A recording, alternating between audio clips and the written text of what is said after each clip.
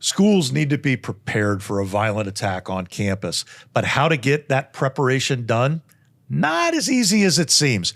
Kami, why not? What are the problems? What are the gaps? Well, there's a lot of people coming, right? There's a lot of people coming to respond to the incident. So a lot of times schools focus on lockdowns. That's their procedures. That's how they operationally handle an active shooter event. They're training lockdown drills, but that's one step. And so when we're talking about training, we have to consider all of the people who are coming and how we're going to do the overarching incident management of the actual incident, of what's going on. And we have to train together. I think that's the biggest thing. The biggest operational thing that I see constantly is that we don't all train together. We all train in our silos, and then we expect on game day for everyone to be able to operate as one. And I think that's a miscommunication.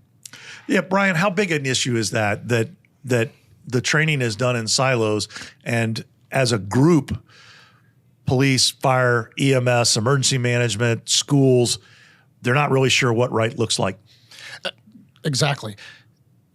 Like Kami was just saying, we train on all these lockdown drills within the schools, but I can guarantee you that most fire and EMS agencies don't know what that lockdown drill looks like. So that communication piece between the school board system and the fire department, it's building, I call it building relationships. I have to have the school has to have a relationship with the law enforcement. They have to have a relationship with the fire and EMS agencies within their area, and bring them in. Just bring in a supervisor of the fire and EMS department just to watch that lockdown drill and see the process that it goes on.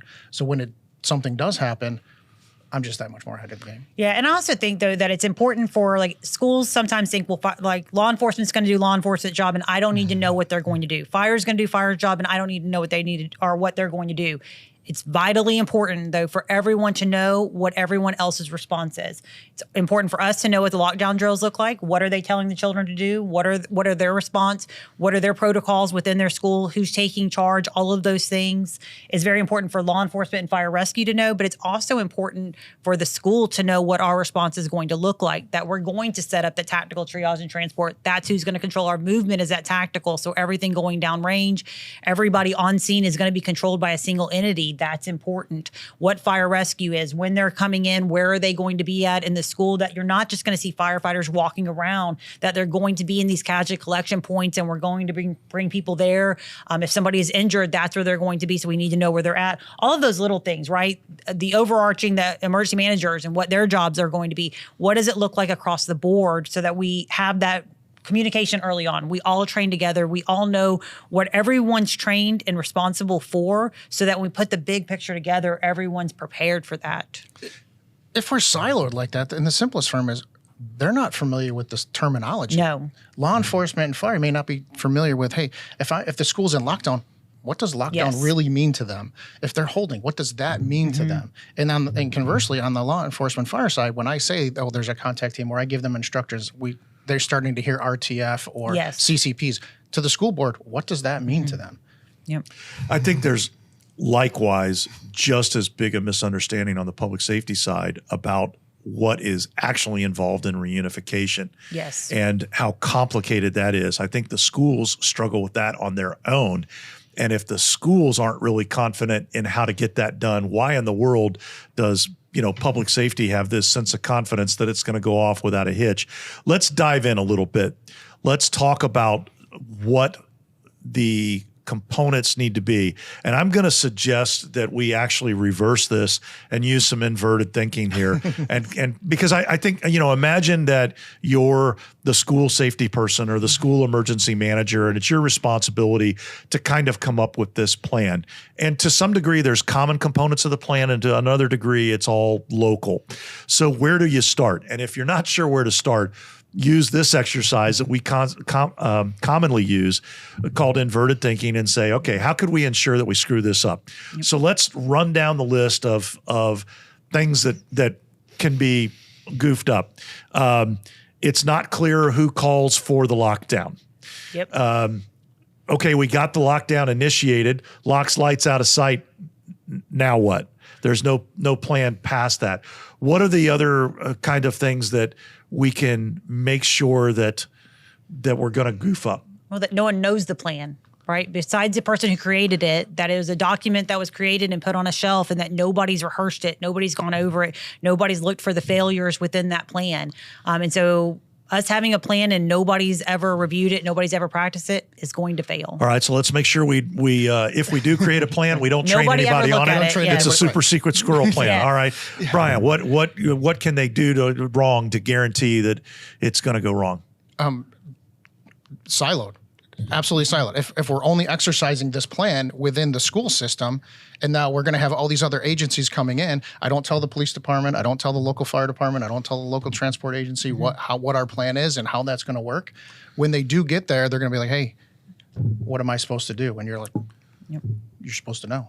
All right, I'll add in. Let's not communicate with the staff during the event at all. Let's Yes. provide no updates. Let's keep them in lockdown for 2 to 3 hours until a group of heavily armed law enforcement officers forcefully kick in the door, scare the crap out of everybody, even though the scene has been safe for 2.5 hours. If they hadn't already gone to the bathroom, they've all just gone to the bathroom on the Absolutely. floor. Or not communicate with the community, right? Not letting the parents know what the process is, what's going to happen, what they should expect. Not setting a reunification center, right? So that no one knows what's happening and where to go and what the expectations are after an incident. Let's not have a reunification plan at all. Not at all. Yeah. I think the social media aspect is every school system should have some type of communication Yes. plan to get to the parents. And if we're not exercising that communication plan, or we're putting out just vague, "Hey, there was an incident, everyone just stay where you are."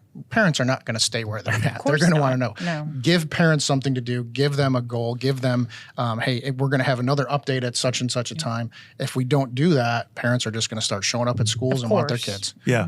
And let's make sure that communication system, whether it's the one we use to communicate over the PA at the school or the one we use to notify parents about inclement weather and release Yes. is going to be delayed, let's make sure that there's one spot only, and one system only. only way we It's can the communicate only way it. we can use it. And Yes. if for some reason we can't get to that or it's Yes. not working, then that's out And of play. we don't tell them it's safe. We don't tell them that that's how we're going to communicate before anything ever happens, right? So when it comes across, they don't know if that's Yeah. safe. They don't know if that's good information or not.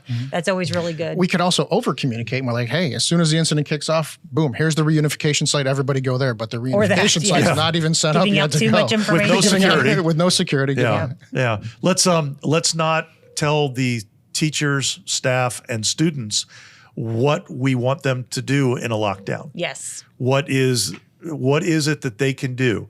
What can they do to keep themselves safe, to keep their friends safe? Let's not tell them anything about procedures if they're confronted by a threat.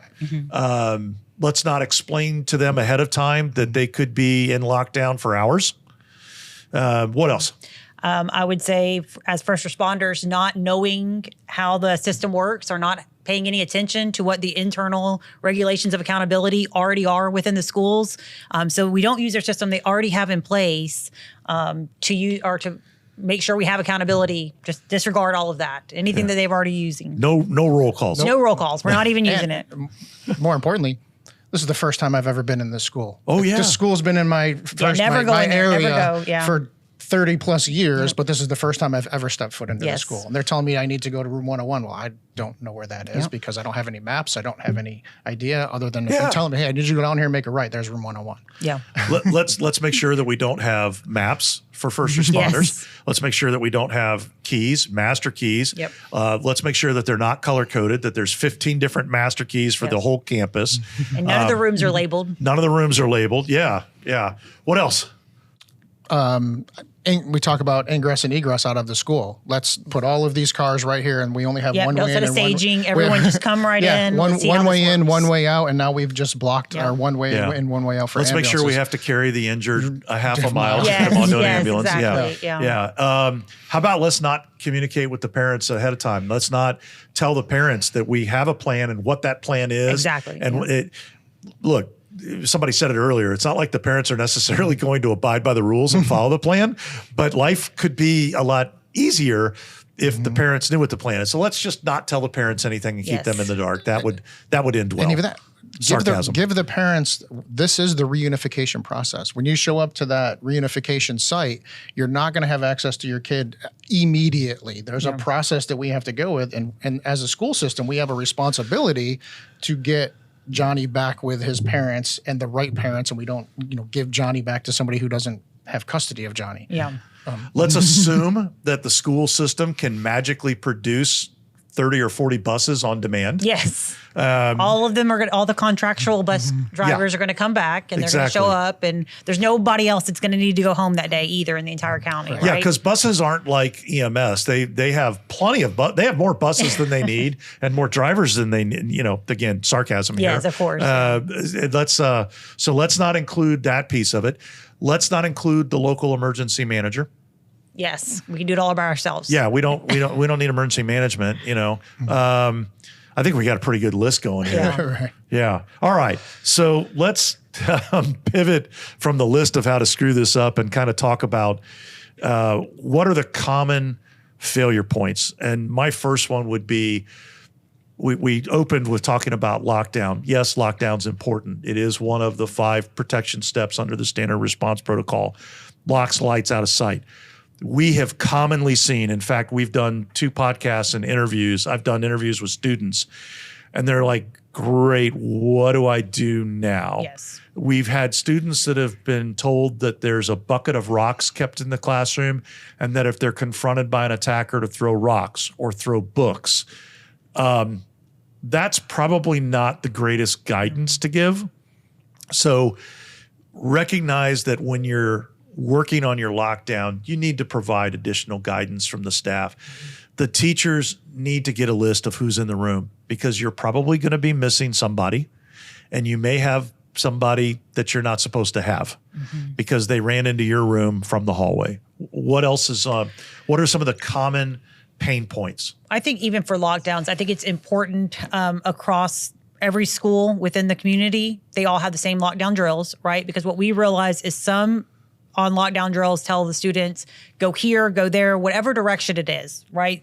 Hide, whatever it is, and where they're supposed to go do that at is different between the schools. But for our response as law enforcement, that can change things for us. We need to know there's uniform across of what their lockdown drills and what it's going to look like. Now, are there going to be situations where the child didn't respond how they were taught? However you teach them, they'll do what you teach them to do, but it has to be uniformed. I think that's lockdowns look different at different schools. Even though they're not really supposed to, they're not training to the same effect across the schools. And when you start actually going to the schools and learning what the lockdowns are at each school, that's, as law enforcement though, that should be our job. We should be going and overseeing that. We should be teaching and learning what they're doing and going in and looking at tactical failures from our side. Where are we going to fail when we respond to this because of their location needs, right? Whether it's the marking on the door or the maps that are preset. I know years ago that we went to location and the maps are all wrong, and the maps for the schools are wrong. That for tactical can be a serious failure. If we're looking and saying you need to go and clear this building, and that building never existed. If it was something that was maybe supposed to be built and just never was, funding fell through, whatever it was, that's important. If it's a 2-story building, that's important. So it's working together, but it's also just making sure that all of those things are worked out beforehand. And I think too, with you're going to have some students that are not going to be in the classroom, like Bill just mentioned. And are we communicating with those students? And if you find yourself in the hallway and we call lockdown, what are you going to do? If you're in the bathroom if the student's in the bathroom, what's that student going to do? And then if they are told to get into the closest classroom, now we have to communicate with that teacher. Hey, I'm Johnny. I'm not supposed to be here. And when that teacher's taking accountability, who else is in that classroom that's and how does it get back up? And how does that get back up the chain? For accountability, because accountability is incredibly important. To both of your points, I think it's also important for planners to recognize that a lockdown on your campus is not going to be the same everywhere on the campus. No. How you're going to lock down a building of classrooms is different than the action you may need to take to lock down your cafeteria or your auditorium or the football field, the playground, or the playground, the gym, the performing arts center, the baseball fields, the swimming pool. That was one I thought was a very, very interesting observation from the interview we did with the student from FSU from that shooting. She said, there were people in the swimming pool. What are they supposed to do to lock down? How is that supposed to work? And so I think it's really important for planners to recognize it's not as simple as just a shout and lockdown. that could be contextual, and the procedures that need to be followed may differ. Yeah. And it may include, if you're in this area, we just want you to run away. Yes. But I think it's also when you're making those plans, like even for your school admin side, right? Bringing in your law enforcement, bringing in fire rescue, setting it up and looking at it and saying, okay, operationally, I can get an ambulance in here. So if we can try to set a casualty collection point as close as we can to here, whatever it is. I know at school assemblies a lot, right? Where can we drive the buses? Bring in your transportation people, have them look at it. I know that there was a time where we did it and we were like, okay, well, we'll bring the buses here. And the transportation guy was like, absolutely not. You're never going to get a bus to turn around there. But we're not going to know that. So everyone coming to the table and looking at the plans and saying, how is it going to fail? What is it in this plan that is going to fail? How are we going to do it wrong? Not looking at it and saying, this all looks right. What looks wrong in it? How are we going to fail? And okay. To your point, Bill, is, if they're out in the playground or the swimming pool or wherever they're outside and I tell them, hey, I need to run, the teachers have to have the plan to say, yes, I need you to run, but I need you to run here. Yes. And this is where I want you to go, because we still have to have accountability of these students. We just can't have students running all over the neighborhood. Where's that meeting point? Where can I have that accountability? It could be, hey, I need you to run to this building over there. And I know when we were making our plans in our community, that was something that we did, right? And so then, but when we went there and we said, well, where are these kids going to go from here? And their plan was, and we're like, let's not do that, right? Because we were looking at it from law enforcement, that they were actually putting them in more danger by where they were moving them to, instead of having to take the step of contacting a teacher in a room and allowing them in. But that communication piece had to be worked in, that, hey, if there are students between this time and they're on the playground, they are coming into your room. This is how it's going to work. This is how it's going to look. So that teacher in that room knew that they were going to be accepting children if they were outside. That was something that was pre-planned in, because otherwise I think it was like an outside location. They were going to take them somewhere outside. But of course, that as tactical would be a nightmare to have children outside completely unsecured. But it was something that we could look at, ahead of time to be able to make those plans together. So let's pivot and talk a little bit about the common public safety failures. So obviously incident management and a failed integrated response is a huge issue. It doesn't get fixed overnight. It's going to require training. But in terms of some common public safety failures that pop up in schools that are not obvious, one of them is communicating updates to everyone in the campus. So at some point you are going to get that campus on lockdown. And even if it doesn't necessarily happen by the numbers, gonna happen, you need to recognize that the administrator that you need in the command post is right now locked down in the front office. And pretty early on to the event, you need to send a contact team into that front office, make contact with that administrator, get one of the administrators escorted back to the command post, leave the contact team there in the office with the remaining administrators so that you can do simple things like provide an update over the PA. We are continuing to remain in lockdown. The threat has been neutralized. The threat has been stopped. EMS is in the process of taking care of the injured. Everybody remain where you are in lockdown. That's not necessarily actionable information, but in terms of keeping everybody updated about what's going on, it's huge. Absolutely. It's huge. And that carries on into, okay, we're still in lockdown. We want everybody to remain in place, but all the injured have been taken care of. Law enforcement is now going to begin moving from room to room and checking each room to make sure that there's no other threats on campus.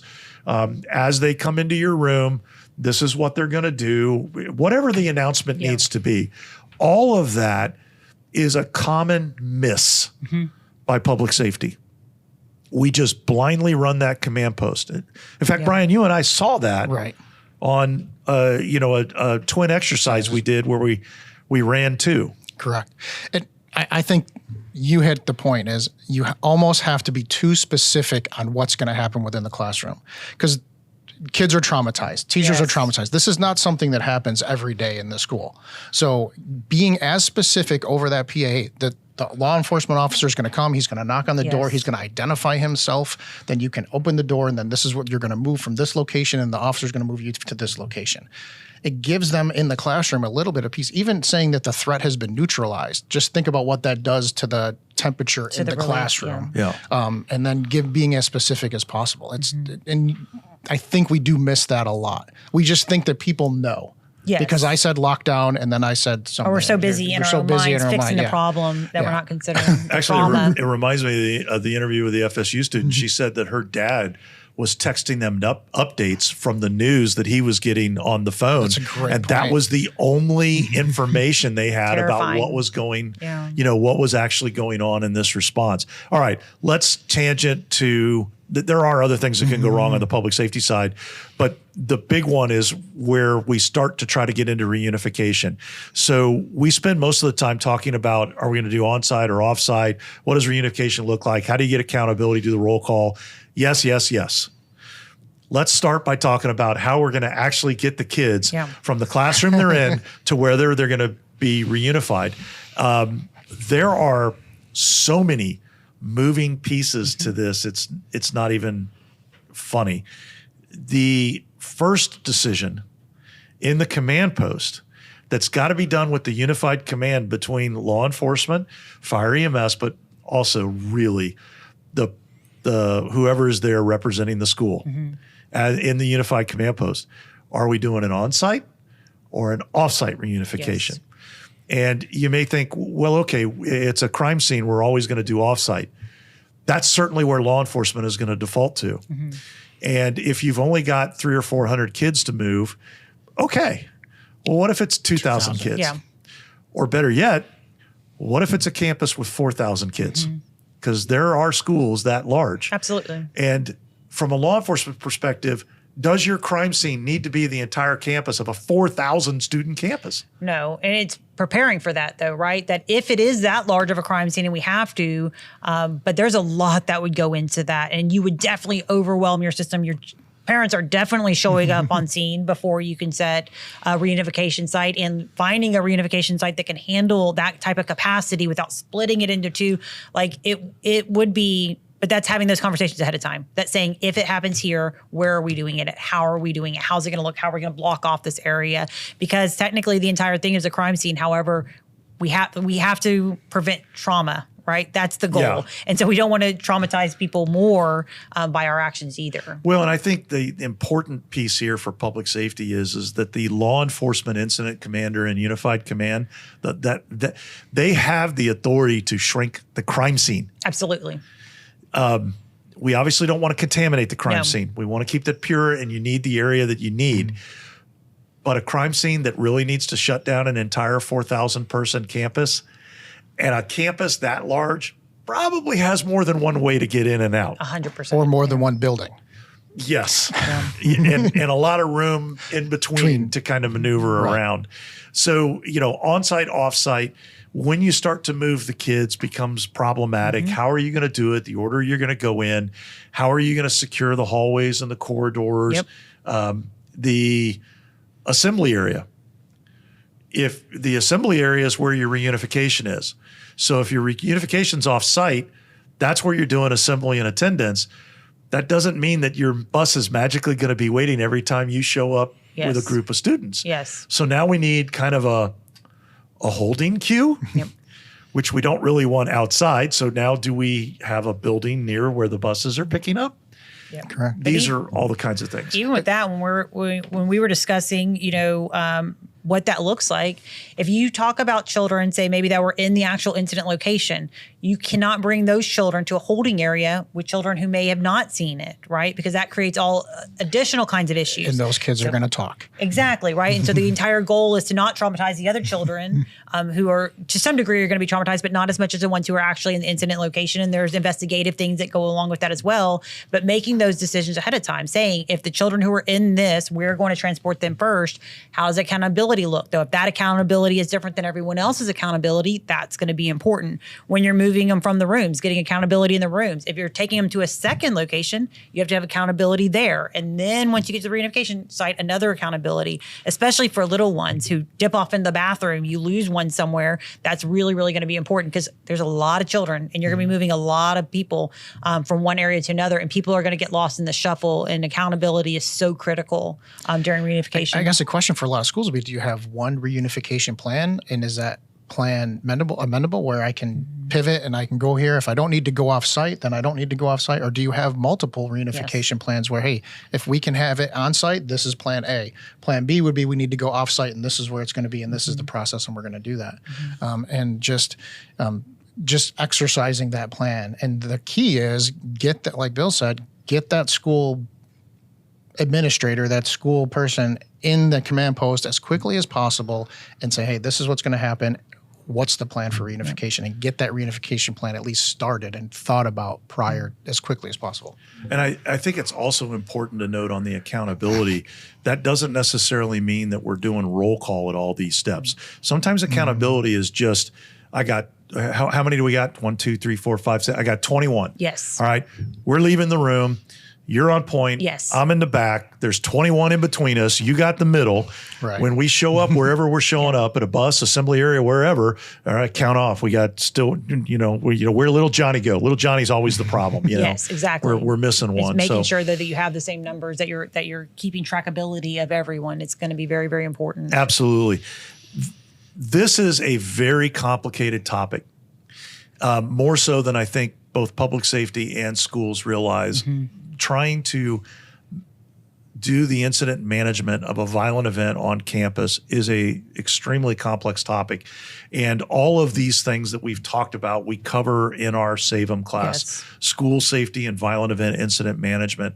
The whole purpose of that class is to help bubble these issues up and have the local discussions so that you're not going to solve the problems in the room during the training, but you'll learn what you need to work on and what your plan needs to do. And then you'll have the tools to be able to exercise that. Yeah, I think the training aspect is so important. It's so valuable, is to bring all of those entities together, right? Have those communication like you're talking about, have those people have those discussions in a training environment with people who are trained to be able to lead those discussions, further those discussions, talk about issues they've seen elsewhere and how have those issues been solved elsewhere, where someone to lead that conversation. But I do think that training is one of the biggest things that we can do to help ourselves prepare for this and to find the gaps. In the SSAVEIM training also, it helps build those relationships that may not have existed prior to that training.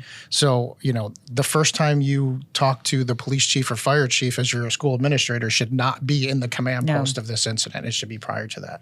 And that's why bringing everybody together in a same training area, training platform, it's crucial for that relationship building. Let's fire off a real quick round and wrap up.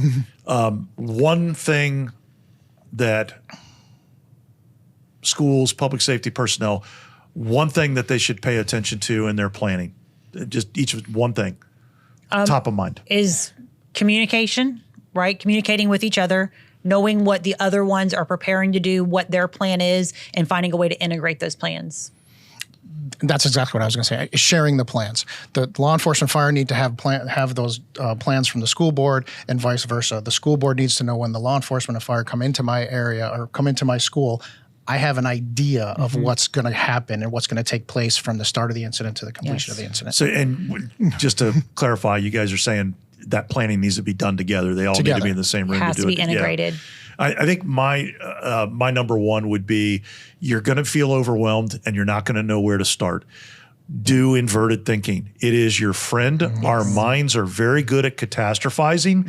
So put a flip chart on the front, or go to the whiteboard in the front of the room and start talking about what you could do to make sure you screwed it up.